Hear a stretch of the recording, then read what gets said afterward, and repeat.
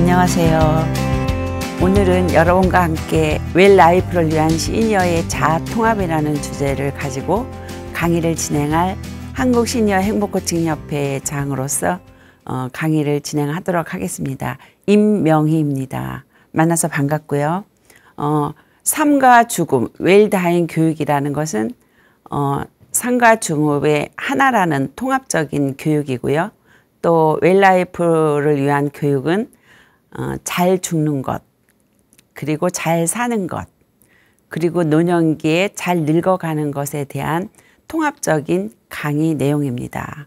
오늘은 여러분들과 성공적인 노년을 위한 자아통합에 대해서 진행을 할 건데, 여러분들이 성공적인 노년에 자아통합을 하기 위해서는 여러분 자신이 어떻게 해야 되는지 방법을 알려드리고요.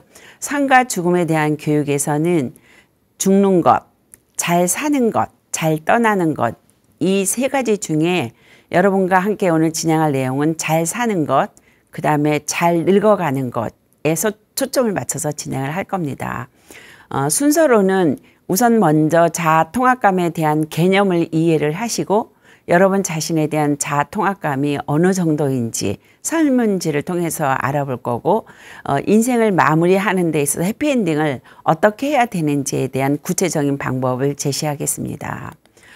성공적인 노년의 자아통합 프로그램의 목적은 인간 발달에서 노년기의 자아통합을 이루도록 돕는 것이 목적이고요.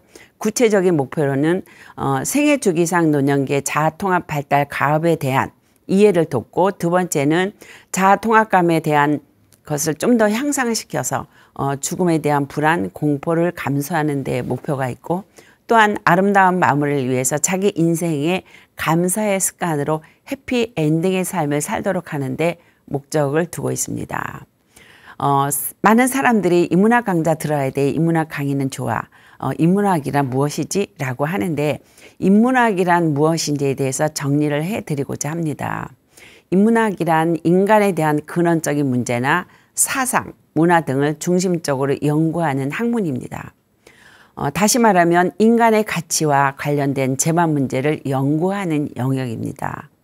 그 영역에는 어떤 것이 있느냐면 언어, 언어학, 문학, 역사, 법률, 철학, 고고학, 그리고 예술사 비평, 또 예술의 이론과 실천, 교육학, 우리가 오늘 구체적으로 설명할 웰라이프에 해당되는 죽음학을 연구하는 것이 해당이 되고요. 다시 구체적으로 좀 더 설명을 드린다면 인생에 대한 학문, 그 인간을 내용으로 하는 인간학을 이야기를 합니다. 그래서 여러분들이 오늘 인문학 강의 중에 죽음학에 대한 주에서 죽는 거와 잘 사는 것, 그 다음에 노년기에 잘 늙어가는 것, 이 세 가지 중에 현재 어떻게 살아가야지 죽음 준비를 잘 할 수 있는 내용을 가지고 다루고자 합니다. 그 첫 번째로 여러분들이 자아통합감이란 이야기를 많이 들으셨을 거예요. 그런데 유명한 발달 이론가이신 에릭 에릭슨은 인생 주기상 노년기에 아주 굉장히 중요한 발달 과업이 있는데, 그러면 이 자아통합감이라는 것이 무엇인지 지나온 삶을 재조명해서 새로운 의미와 가치를 발견함으로써 심리적인 안정감을 획득하는 것이 자아통합감이다. 그리고 또 현재 here and now, 지금 이 순간의 삶과 미래의 죽음까지도 수용해서 삶 전체가 조화롭게 통합되는 단계를 의미합니다. 그리고 노년기에 적응의 필수적인 발달 과제로서 행복이나 또는 삶의 만족의 개념이나 이런 모든 것을 포함해서 노년기에 질적으로 신체적인 노화와 인적인 노화, 여러 가지의 발달 위기상 그런 것을 해결해 주는 개념으로 자아통합감을 설명을 드립니다. 그러면 발달이란 무엇인지, 엄마 뱃속에서 난자와 정자가 만나서 수정에서부터 죽는 순간까지 변화하는 과정을 말하는데, 이 변화하는 과정은 발달이라는 개념에서 우리가 한번 생각해 봐야 될 것은 노년기가 되면 신체의 노화와 그 다음에 인지능력 감소와 사회적인 상실, 모든 것이 상실되고 퇴행되는 경우가 많은데, 이것조차도 발달이라는 개념 속에 포함되어 있습니다. 이 발달이라는 것은 크게 두 가지가 있는데, 양적 발달과 질적 발달. 양적 발달은 아기가 태어나서 뒤집고 목을 가늘고 그 다음에 걷고 이렇게 성장 과정을 이야기합니다. 신체 발달을 이야기를 하고요. 그 다음에 질적 발달은 신체적인 것이 아닌 정신적인 성숙을 이야기합니다. 그래서 좀 더 성숙에 대한 개념을 살펴본다면 한 개인이 정서적으로, 사회적으로, 지적으로 또는 도덕적으로 충분히 발달한 상태를 이야기를 합니다.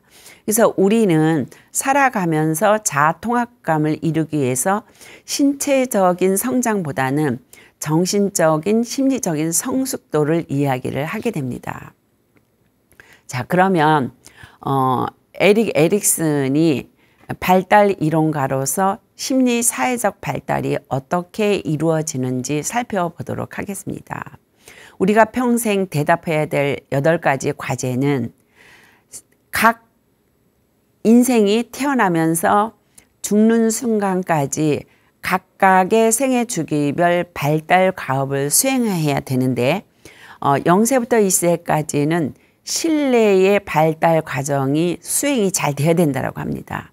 아기가 태어나서 배고파서 젖을 먹고 싶을 때 부모가 젖을 먹여주어서 배를 부르게 하거나 또는 기저귀가 오줌으로 젖어서 툭툭할 때 부모가 즉각 기저귀를 갈아준다거나 아이가 잠을 자고 싶을 때 잠을 잘 잘 수 있는 환경을 제공해 주었을 때 이 갓난아기는 세상은 살만한 곳이구나 라고 신뢰감의 형성 발달 과업이 수행될 수 있다고 합니다. 그리고 아이가 좀 더 성장이 되어서 영유아기가 되었을 때는 3살, 4살이 되어서 자기가 가지고 있었던 그 배설물, 즉 똥과 오줌을 이야기합니다. 그 배설물을 적절하게 통제 조절을 해서 배변 훈련이 잘 되었을 때 자아 통제력의 발달 과업을 수행했다라고 볼 수가 있습니다.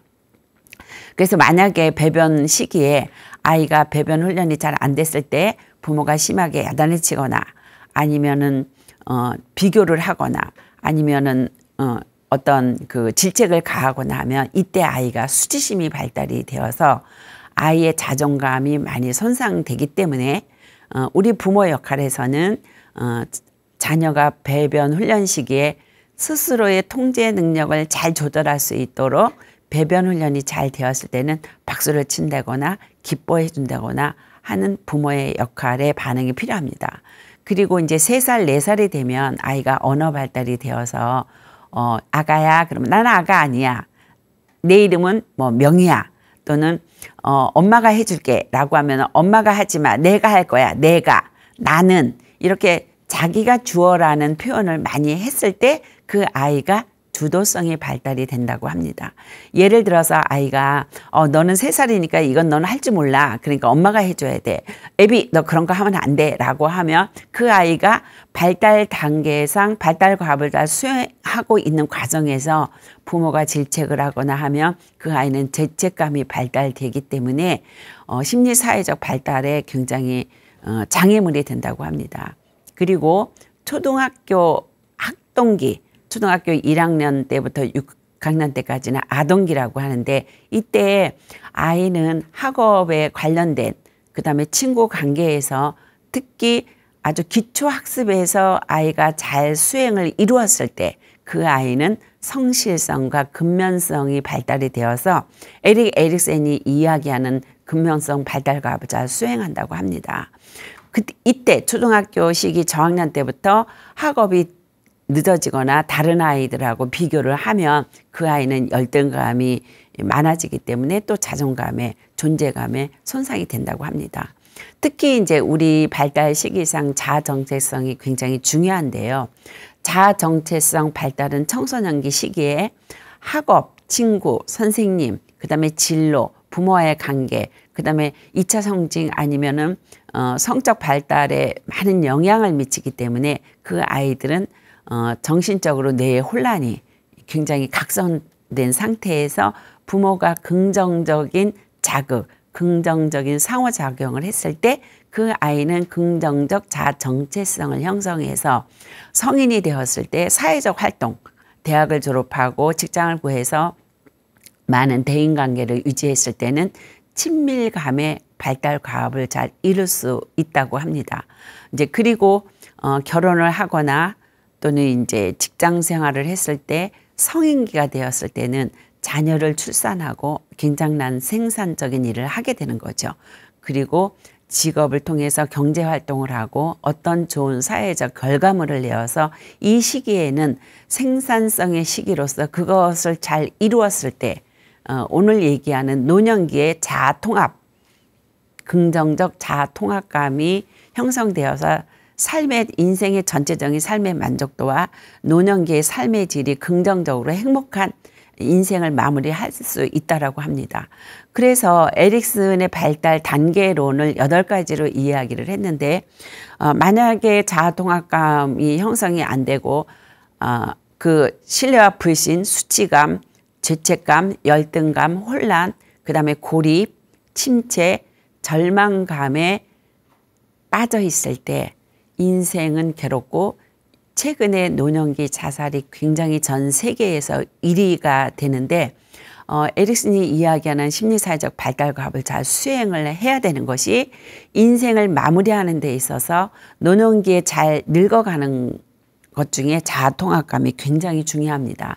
그래서 많은 학자들이 자아통합에 대해서 계속 연구를 하고 논문을 쓰고 그래서 잘 죽는 교육, 죽음 준비 교육 또는 잘 살기 위해서 어떻게 사는 것인가 라는 거에 대해서 많은 연구를 하고 또 이렇게 시니어 TV에서 삶과 죽음에 대한 통합이라는 주제를 가지고 지속적으로 강의를 진행하고 있습니다.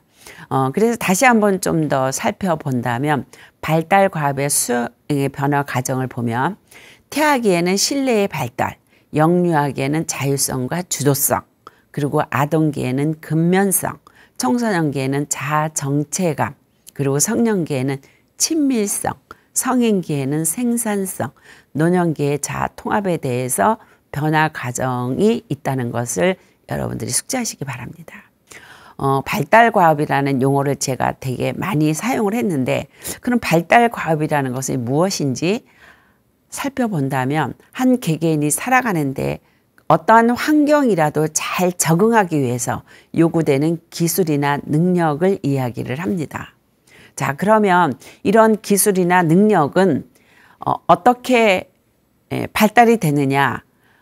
태어나면서부터 죽는 순간까지 갓난아기가 태어나서 목을 가누고 그 다음에 앉아 있고 그 다음에 서서 걷기를 하고 그 다음에 잼잼잼 도리도리 짝짝하고 그 다음에 3살 때 언어 발달이 핵심적인 결정적인 발달 과업인데 이런 것들을 잘 수행했을 때 그 다음에 심리사회적인 발달이 잘 이루어져서 자아통합감이 형성이 되어서 죽음의 태도 중 웰다잉에 대해서 인식을 하고 그 다음에 죽음에 대해서 공포나 두렵고 불안하지 않고 죽음 준비를 잘 하기 위해서 here and now, 내가 살아있는 과정, 살아가는 여정에서 잘 살 수 있으려면 어떻게 해야 되는지 죽음을 준비하는 태도가 발달 과업 중에 굉장히 중요한 요소라는 것을 강조해 드리고 싶습니다.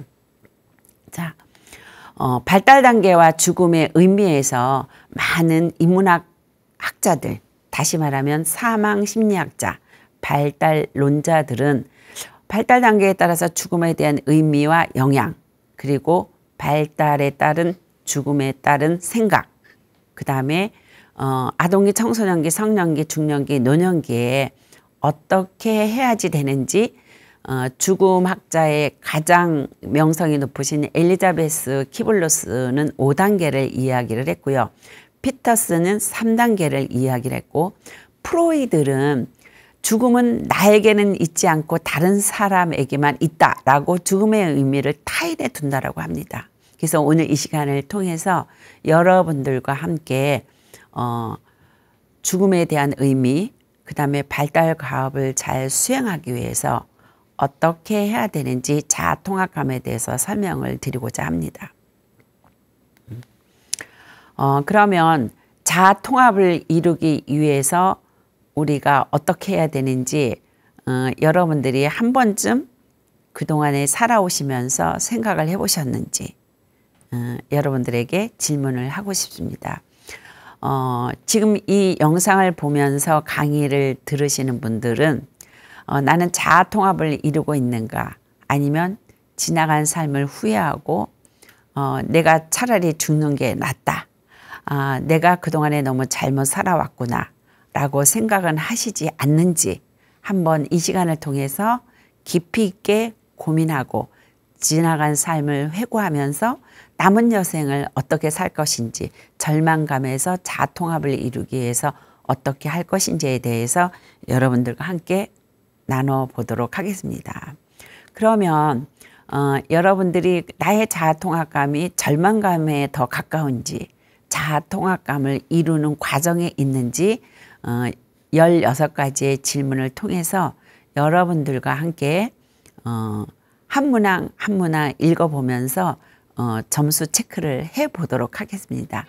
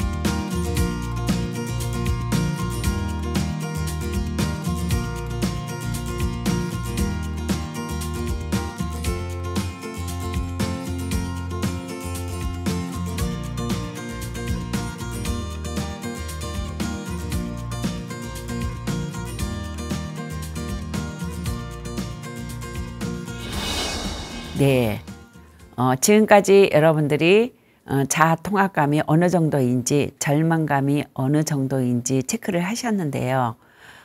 여러분들의 자아 통합감이 점수에 대해서 알아보는 시간을 갖도록 하겠습니다.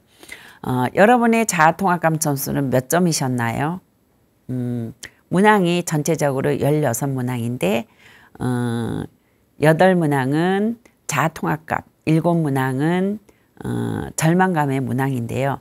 저는 체크를 해보니까 한 53점이 나왔습니다. 그리고 절망감은 아주 매우 낮은 점수 10점이 나왔습니다. 여러분들의 자아 통합감은 어떠한지 점검하는 시간을 가졌는데 여러분 스스로 지나간 삶을 회고하면서 또 이 자아 통합감 검사를 통해서 앞으로 미래의 삶에서 어떻게 잘 살아낼 것인지, 어떻게 자아 통합감을 더 높게 형성하셔서 삶의 만족도, 아니면 노년기에 인생의 행복감을 재경험하면서 인생의 아름다운 마무리를 할 수 있는지 점검하는 시간이 되었습니다.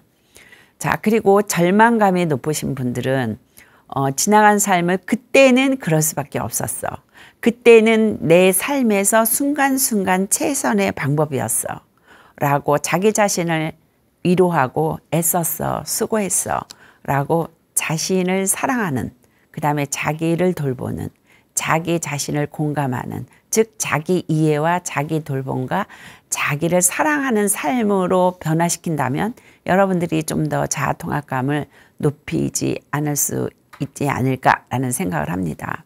자, 그러면 전체적인 그 16문항을 했는데 이번에는 자아 통합을 이루기 위해서 또 절망감 점수가 굉장히 높으신 분들을 위해서 어떻게 무엇을 할 것인지에 대해서 살펴보도록 하겠습니다.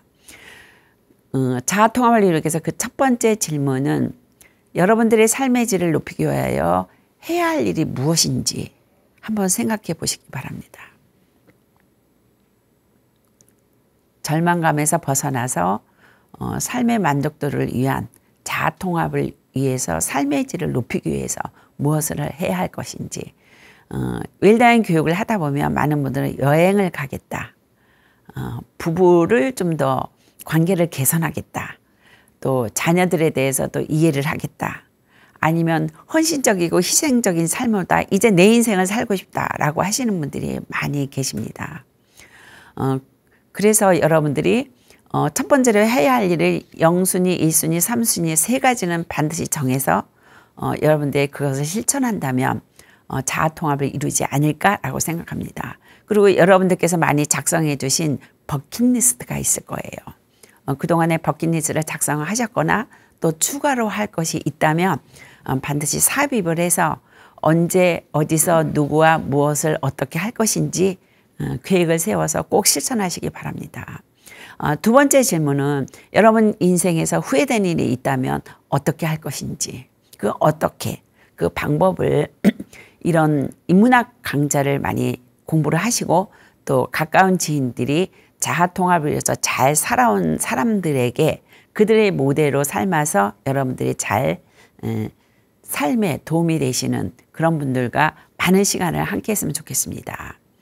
세 번째 질문은 여생 동안 의미 있는 삶을 찾아서 어떤 일을 할 것인가. 저는 남은 여생을 위해서 가족 행복 코칭 센터라는 것을 운영하면서 한 개인이 태어나면서부터 죽는 순간까지 생애주기상 발달 과업을 이루도록 개인이 행복하면 가정이 행복하고 가정이 행복하면 사회가 국가가 행복하기 때문에 봉사단체로 운영을 하면서 매달 한 달에 한 번씩 가족 행복에 관련된 강의를 열고 있습니다. 그래서 저는 자아통합을 이루기 위해서 남은 생을 가정 행복 코칭 센터에서 많은 분들이 행복을 찾아갈 수 있는 것을 가정이 행복한 것을 찾는 운동을 펼쳐나가기 위해서 하고 있고요. 여러분들은 오늘 이 시간을 통해서 세 번째 질문, 남은 여생 동안 의미 있는 삶 많이 고민하시고 삶의 변화가 있으시기를 기원합니다. 그리고 네 번째, 우리가 세상에서 가장 어려운 관계가 가족 관계입니다. 저는 가족 상담, 가족 교육, 부모 교육, 가족 치료사로서 사회 활동을 하고 있습니다만 세상에서 가장 어려운 것이 가족 관계라고 생각을 합니다. 우리가 삶과 죽음을 위한 준비 교육에서 세상을 떠날 때 죽는 순간 가족을 용서하고 그 다음에 가족의 정서적 거리가 좁아졌던 것을 넓혀가기 위해서 어떻게 해야 하는지 가족 관계를 회복하는 것이 굉장히 중요합니다. 최근에 저에게 한 내담자가 찾아왔는데 엄마 아빠는 이혼을 하고 아빠는 지속적으로 가족에 대해서 다시 찾아와서 행복을 찾을 거라고 이야기를 하면서 제3자와 4번의 여성과 결혼 생활을 했다는 것을 알고 나서 너무나 상처가 되어서 가족이 해체된 경우를 많이 봤습니다. 그래서 가족관계를 회복하는 데 있어서 가장 중요한 것은 용서라는 것을 여러분에게 강조하고 싶습니다. 자, 각각의 여러분들 가정 안에서 형제, 자매, 그리고 부부, 그 다음에 친가, 외가, 그 다음에 부모, 자녀 관계가 정서적 단절이 이루어진 가족들을 제가 많이 만나기 때문에 질문 4번에 대해서는 여러분들이 어떻게 할 것인지 한 명 한 명 가족관계의 이름을 적으면서 여러분들이 남은 여생 동안 가족관계를 회복하기 위해서 어떻게 해야 할 것인지 많이 고민을 해 주셨으면 좋겠습니다. 그래서 우리나라에서는 건강한 가정 만들기 위해서 다문화 가족센터에서 많은 상담과 생애주기별 교육을 실시하고 있는데 홍보가 잘 안 돼서 모집을 하기가 쉽지 않습니다. 그래서 많은 분들이 다문화 가족센터 가까운 곳에 찾아가셔서 가족관계를 회복하려면 어떻게 할 것인지 상담을 한다면 많이 도와주실 거라고 믿고 있고 실제로 국가에서 예산을 많이 짜서 하고 있습니다. 그래서 지금 자아통합을 이루기 위해서 4가지 질문을 했는데 그 다음에 이어서 또 어떻게 해야 되는지 5번째 질문을 여러분들에게 하도록 하겠습니다. 여러분들의 삶은 스스로 만족을 하시는지요? 자신의 삶의 만족을 위해서 나는 무엇을 어떻게 해야 할지, 오늘 자아통합을 진행을 하면서 어떻게 무엇을 언제 누구와 할 것에 대해서 제가 여러 번 언급을 했는데, 여러분들이 삶에 만족하는 경우도 있고 어느 부분은 후회하는 부분도 있고 어느 부분은 정말 미치도록 자기 자신이 그 자괴감을 느끼는 그런 일들을 경험을 하셨을 겁니다.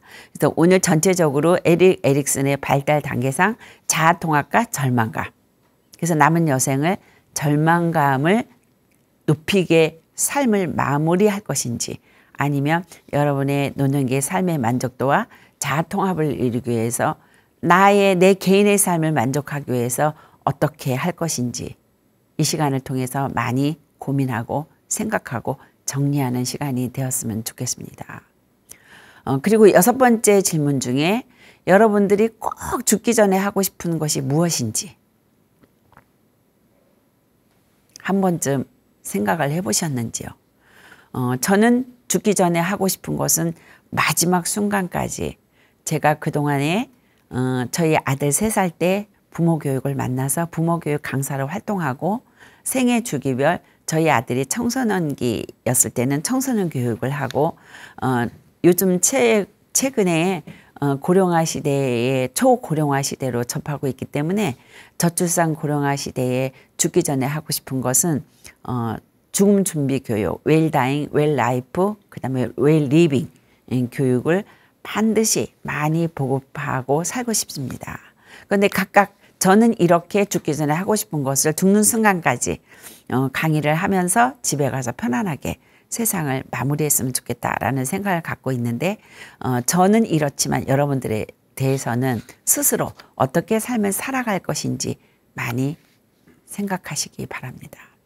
그리고 7번째 질문에서 내 인생에 가장 감사한 것은 무엇인가? 제가 다음 시간에는 감사에 대한 강의를 준비를 했는데, 여러분 인생에서 감사할 거리들이 너무나 많습니다만 그 감사하는 습관을 익히지 못하고 다 당연한 거야, 당연한 거지 라고 생각을 해서 내 가족이나 내 지인이나 내 직장이나 어느 단체에서 감사한 삶을 살지 못했을 때 인생이 불행할 수 있다라고 저는 말씀을 드리고 싶습니다.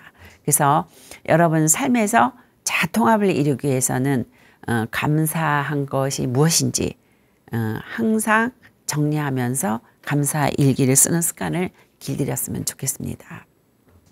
자, 그 다음에는 여러분들이 웰라이프 인생을 살기 위해서 자아통합감과 죽음의 태도에 대해서 어떤 연관이 있는지, 자아통합감을 이루신 분들은 죽음의 태도에서 죽음을 두려워하거나 불안하거나 아니 공포스럽게 생각하거나 무섭거나 죽음을 피하려고 애쓰는 사람들이 많이 있습니다.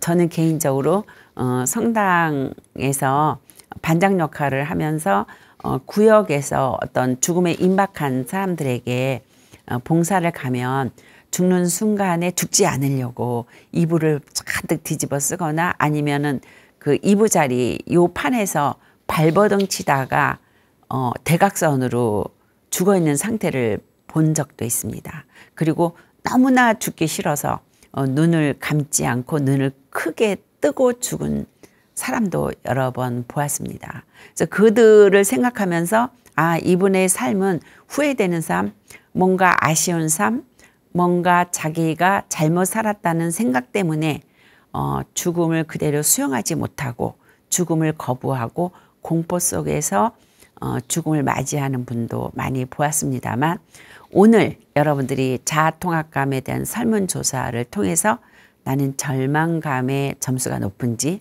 자아통합감의 점수가 높은지 죽음의 태도를 많이 변화시키게 되는 그런 계기가 되었으면 좋겠습니다. 자, 자아통합감이 높으면 그러면 어떻게 되느냐? 아까 말씀드린 대로 죽음에 대한 긍정적 태도를 갖게 되죠. 그리고 여러분들이 우리가 2018년부터 웰다잉법이 마련이 되었어요. 웰다잉법이 마련된 것은 죽음에 임박한 사람들이 병원에 입원했을 때 산소호흡기를 끼고 입원을 중에 중환자실에서 가족들이 산소호흡기를 빼달라고 했을 때 의사들이 산소호흡기를 빼는 바람에 그 다음에 퇴원하고 나서 가정에 돌아가서 사망한 적이 있습니다.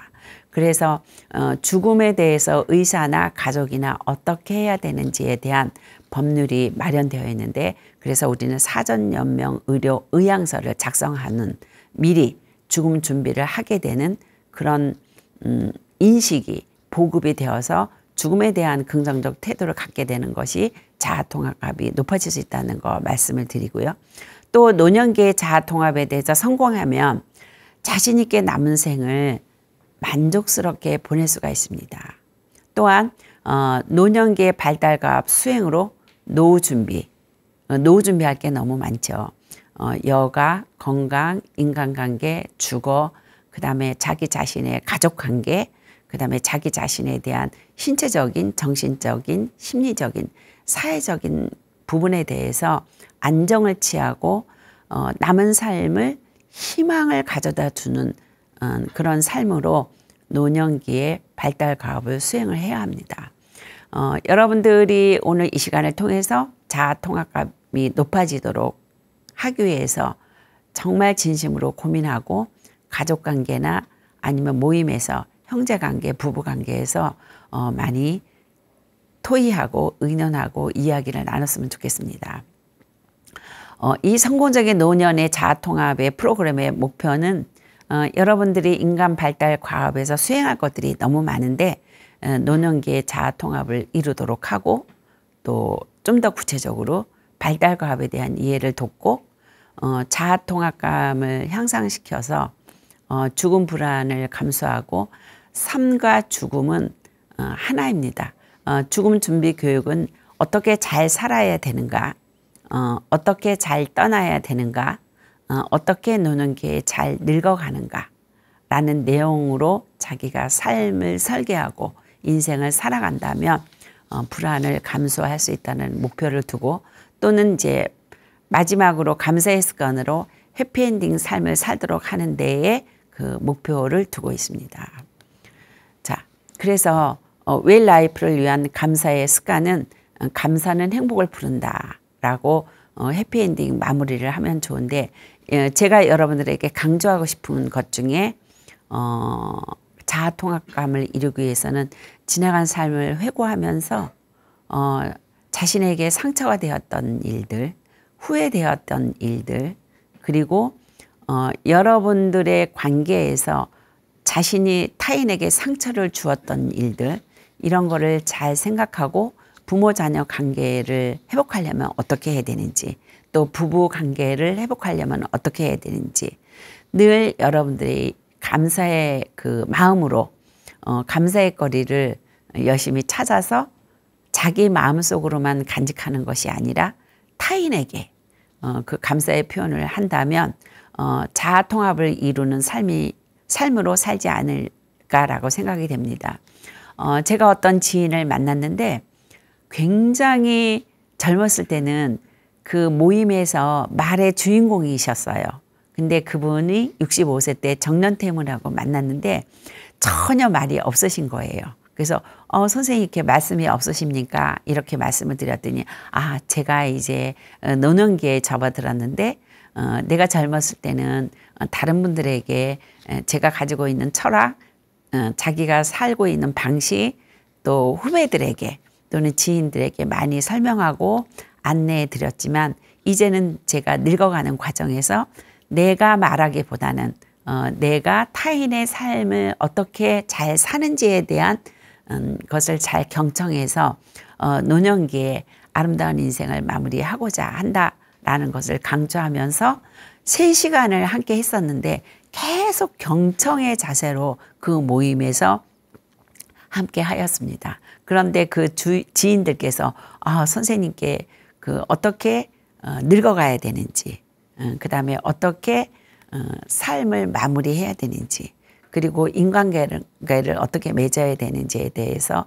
많은 생각을 하고 되고 굉장히 존경하는 마음이 생겼다라는 생각을 갖는데, 그 자리에서 그분께서 나는 여러분들과 함께한 시절, 그 함께했던 모든 것들에 대해서 감사의 마음을 전달하고 싶다라고 하면서 그 모임에서 해피엔딩으로 마무리한 적이 있습니다.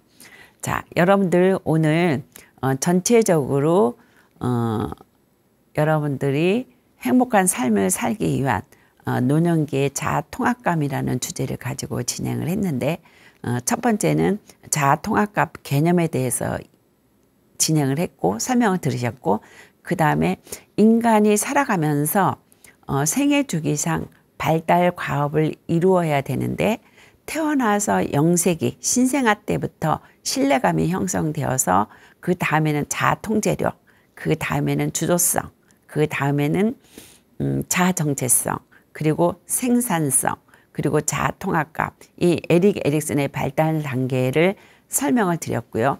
그 다음에 여러분들이 양적 발달과 질적 발달에서 여러분들한테 중요한 것은 질적 발달을 위해서 자아통합감을 반드시 갖추고 높여가야 된다는 것을 강조를 드렸습니다. 그리고 또 한 가지, 여러분들의 자아통합감과 절망감이 어느 정도인지 설문지를 통해서 자신의 점수를 점검하고, 또 절망감의 점수가 높았다면 나는 자아통합감을 이루기 위해서 어떻게 살아야 될 것인지를 깊게 생각하는 시간을 갖게 되었습니다. 자, 여러분들의 인생 그래프와 자아통합감을 보면 여기 파란 선, 검정 선, 빨간 선, 까만 선이 있는데, 이 까만 선이 가장 자아통합감이 높은 인생을 살았는데, 여러분들이 살아가는 과정에서 생애 주기별 굉장히 인생의 고통도 있었을 것이고 행복과 그 다음에 만족감을 경험한 적도 있었는데, 오늘 이 시간을 통해서 여러분들이 명품 인생을 살아갈 수 있도록 아름다운 마무리와 자아통합을 위해서 죽음 준비를 어떻게 해야 되는지, 죽음의 태도를 갖추어서 웰다잉 인식을 하고 죽음을 수용하는 존엄한 마무리로서 명품 인생을 살아가도록 바라는 마음으로 여러분들에게 한 가지 더 권유할 것은, 여러분들이 자아통합을 이루기 위해서 감사일기 쓰는 방법에 대해서 설명을 드리도록 하겠습니다. 이 감사일기 쓰는 방법은 오프라 윈프리에 대한 분이 감사일기를 쓰는 것을 자기 자녀에게 이렇게 설명을 하고 자기 자신도 감사일기를 쓰는 것을 지속적으로 해서 인생의 만족감, 행복감을 경험한 내용입니다. 그 쓰는 방법의 첫 번째는 여러분들에게 꼭 맞는 그 작은 노트를 장만하는 방법. 일단 노트를 장만하여서 여러분들이 감사한 일이 생기면, 감사할 거리가 있다면 언제 어디서든지 반드시 기록하는 것. 요새는 그 작은 노트를 준비하지 않아도 여러분들이 가지고 다니는 휴대폰에 그 메모장에다가 기록하는 방법도 굉장히 도움이 되겠습니다. 세 번째로, 아침에 일어날 때나 저녁에 잠자리에 들 때 언제든 하루를 돌아보며 감사의 제목을 찾아 기록하는 시간을 갖는 것이 매우 중요합니다. 저는 설거지를 할 때나 지하철에서 표를 끊고 기다리거나 아니면 친구를 기다릴 때 항상 감사할 거리를 찾아서 머릿속에 핵심 단어를 생각하고 그 다음에 감사의 제목을 붙여보면서 기록을 하다 보니까 그것이 하나의 책으로 만들어질 수 있어서 저는 해피엔딩이라는 그 책을 만들어서 프로그램 시간에 함께 하고 있습니다. 그리고 네 번째는 거창한 감사의 제목을 찾기보다는 그냥 일상생활에서 소박한 제목을 놓치지 않는 것이 매우 중요합니다. 그런데 이 소박한 제목은 아침에 그냥 눈을 뜬 것도 감사하고, 그리고 아침 식사를 할 수 있는 것도 감사하고, 저는 감사할 거리는 무조건 세 가지를 씁니다. 그리고 많이 쓸 때는 20가지도 써본 적이 있었습니다. 그래서 여러분들이 감사 제목을 찾을 때 거창한 거 생각하지 말고 아주 소박하고 간단한 거 이렇게 쓰시면 되겠습니다. 다섯 번째로는 사람을 만날 때 받는 느낌, 그 다음에 만남이 가져다 주는 기쁨, 그리고 감사일기 쓰기에 모임을 만들어서 함께하면 매우 좋습니다. 저는 이제 줌에서 일주일에 한 번씩 감사 모임이 있는데 일주일 동안 어떠한 감사한 일이 있었는지 또 내가 감사한 일을 놓친 게 어떤 게 있었는지 이런 거를 나눔하면서 그 시간에 굉장히 행복한 만남의 모임을 줌으로 하고 있는데 이것도 하나의 방법이라고 생각합니다. 그리고 6번째는 나의 감사 제목이 어떻게 변화하고 있는지도 관찰을 하면 정말 감사하는 습관이 내 몸에 익히게 되면서 노년의 자아통합감을 이루는데 굉장한 영향을 미친다는 것을 알게 되었습니다. 그래서 여러분들에게 감사일기 쓰는 방법 다시 설명을 드리면 노트를 장만하고 2번째는 감사한 일이 생기면 빨리빨리 아주 간단하게 기록을 해두고 3번째는 언제 어디든 감사의 제목을 찾아서 아주 간단하게 그 핵심 용어를 좀 정리를 해놓고 그 다음에 소박한 제목을 찾아서 만나는 사람마다 아니면은 자기 혼자라도 감사일기 쓰이 모임을 감사 노트를 마련해서 저는 항상 식탁에 놓고 사용을 하고 있는데 항상 감사하는 마음을 함께하는 습관을 길들인다면 여러분들이 감사의 제목도 변화되고 있다는 것을 잘 지켜보고 자신을 관찰하면서 여러분들에게 감사일기 쓰는 방법을 익혀서 해피엔딩으로 자아통합을 이루도록 말씀드리고 싶습니다. 마지막으로 여러분들이 오늘 전체적으로 자아통합 개념과 자아통합을 이루기 위해서 어떻게 해야 되는지 구체적인 방법을 배우셨는데 감사일기를 쓰면서 여러분의 인생의 꽃길의 노을을 맞이하기 바라면서 오늘 강의는 이것으로 마치겠습니다. 경청해 주셔서 감사합니다.